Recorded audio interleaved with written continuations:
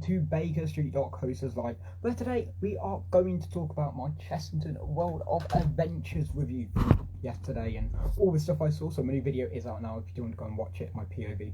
Anyways, so all the things I saw, all the things I didn't see, and all the things which was okay. Now it was their Eggsplorers event, as we know. Oh, as I know. Oh no, what happened here? It was okay-ish. Anyway, so yes, it was an Explorers event. Now, this map was on the entrance. This map has not changed any bit since this year and last year at all. That's really bad, I can't lie. Because firstly, we've had maps from Alton Towers, from Legoland. Even Legoland have changed their map, because they had to, of course. However, Chessington has stayed the exact same. Now, that could be due to budget stuff, I don't know. But the Chessington map looks very, very dull, dark, and not dark, but it just looks normal to me. It doesn't have anything Easter exciting about it. So that's the first thing. Now, secondly, on the entrance, it was absolutely amazing. Loved the new music and the soundtrack for this event. It really does go. And they don't always have the no.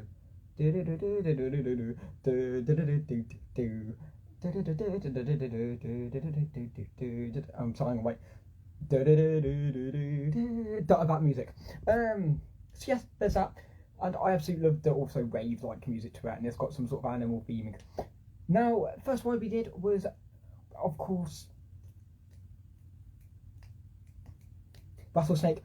I mean, Rattlesnake's really good. However, there's a bit of a queue which really doesn't make any sense to me. Firstly, you go in, right, and the first initial is, oh, let's go and take the first left. So you take the first left, and then you find out you come back to the entrance. And I'm there just like, really? Yeah, well, it's meant to be the first queue. It's meant to be the expansion queue. However, this expansion queue wasn't cut off. There was nothing to say it was cut off. So we went round in circles until we found the actual way, because, you know, we went from the entrance back to the entrance. Now, that is a very misleading information, and I'm pretty sure they need signs to say which way to actually go, because in our first initial, and we've been here multiple times, first initial is, oh, let's go around, but instead the entrance to the ride wasn't actually in front of us. The first entrance we saw was the one that went back on ourselves, and many people made this mistake too, and it didn't get fixed. So that was the first issue. Second issue, yes, there was some new lighting in the area, and it absolutely looked cool how they've added up and tweaked up the animatronics. At the same time, there could be a little bit more theming, but I also love the theming around and what they have done with it, because there's not much you can theme to, as most of it is metal structures. Hashtag choo correct. That's Fiesta. Go and follow Fiesta Texas Thrills on YouTube, Insta. Anyways, so there is that. And Rattlesnake, absolutely amazing ride. I couldn't fault it a little bit. Hang on, wait.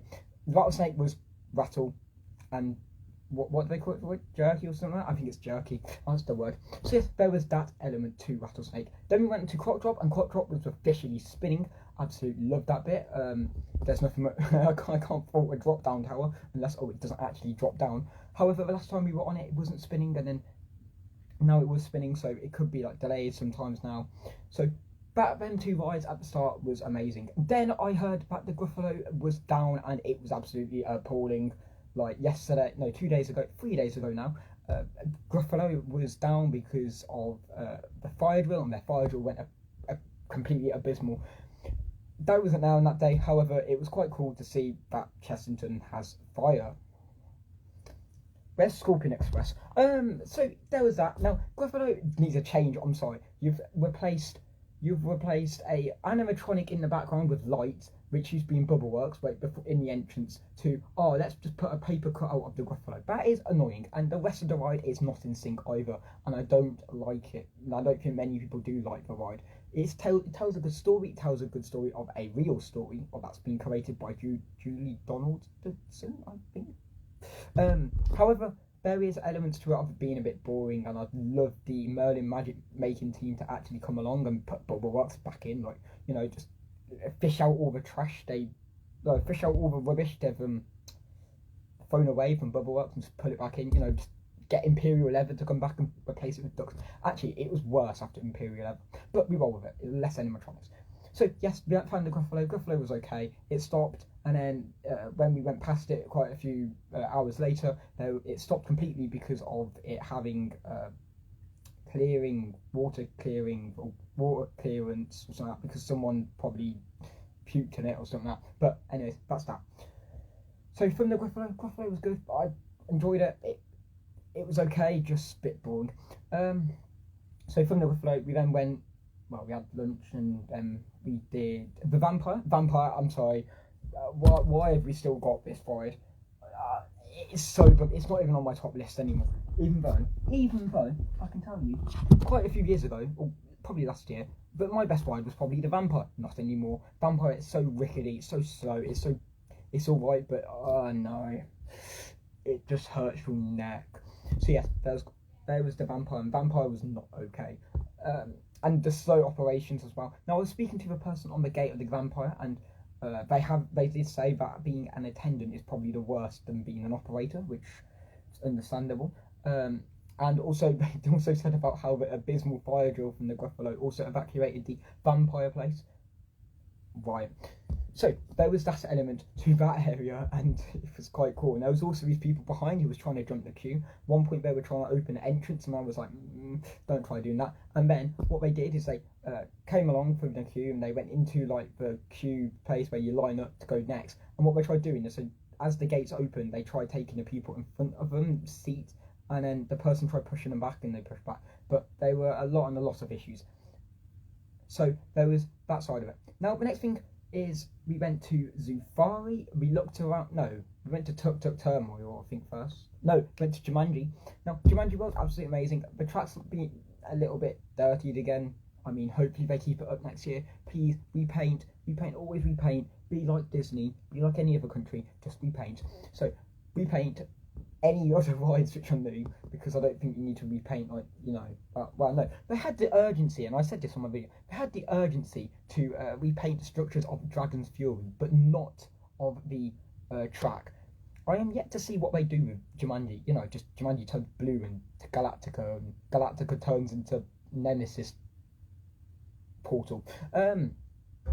So yes, the fact that they have Jumanji is quite cool, and I love that IP, even though it's listed on the map. But another query is, what is wrong with this map this year? Firstly, it's this, and secondly, there's nothing on the back. It's just that.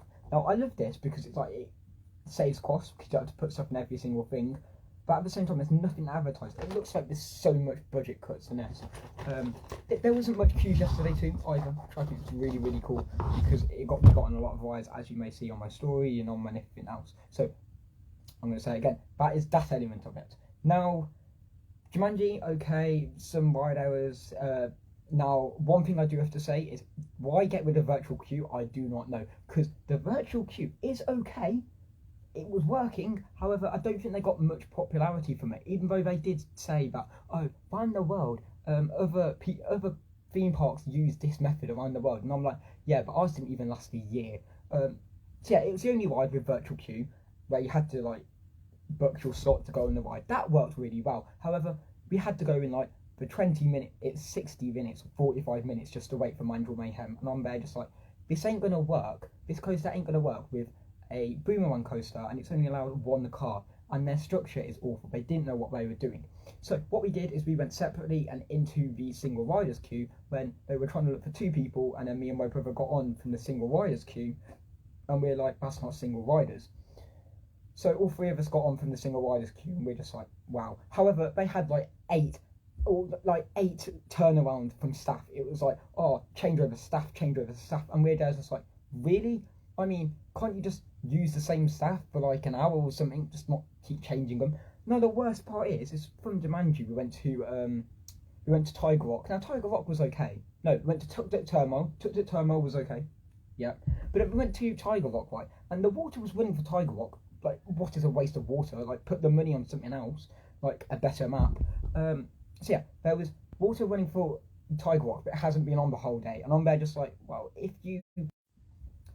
if you make the water drain, then that's perfectly fine. It means it won't weather as much because, you know, you're not always pushing it with water.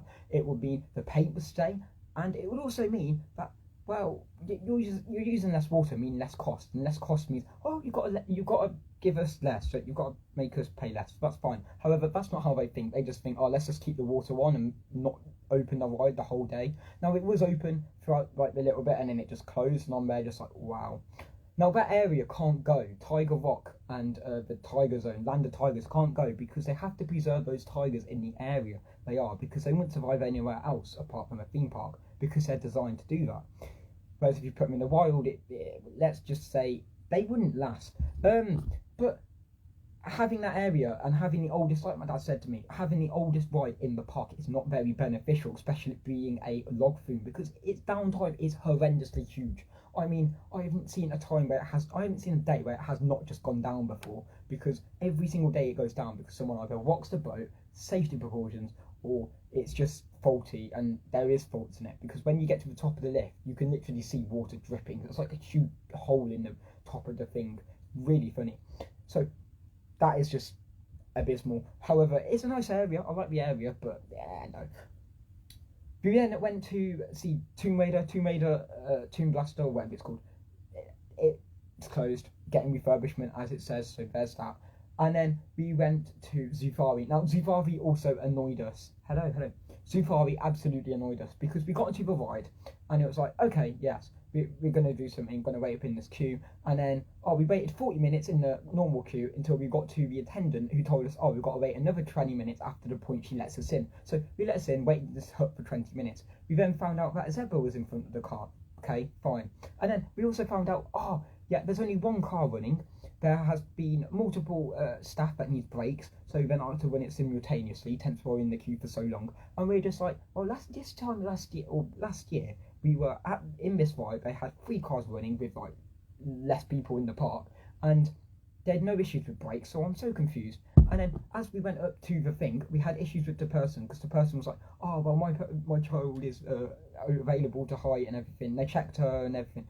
But on this, like, why can't Chessington have staff on the gate who, even my dad said it to me as well, why can't Chessington have staff on the gate which says, you're allowed in or not? Not waste everyone else's time and let people go into the thing and then find out we're not tall enough and then argue. Because that's wasting our time. Whereas if you had someone who was there on the entrance gate going, you're tall enough to go on this, then it would be perfectly fine, because it will waste less of our time, but it also prevent arguments.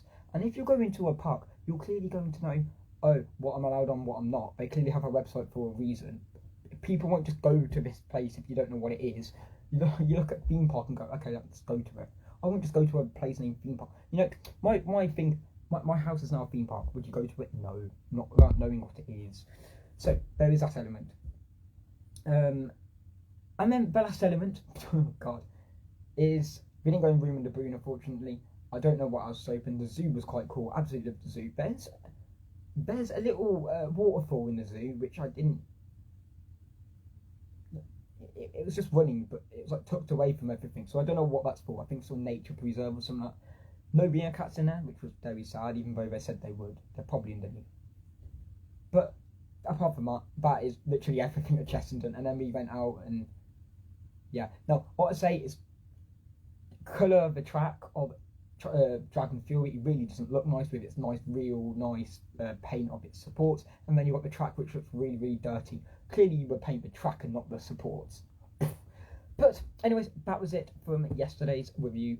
Well, today's review of yesterday's POV. My new POV of Chessington is out now, so if you do want to go and watch it, it's on my YouTube somewhere. And smile always. Please remember to subscribe to and tell me what you think of Chessington World Adventures at its Eggsplorer event. Oh yeah, and there were staff around the park, which was really, really cool. Bye guys.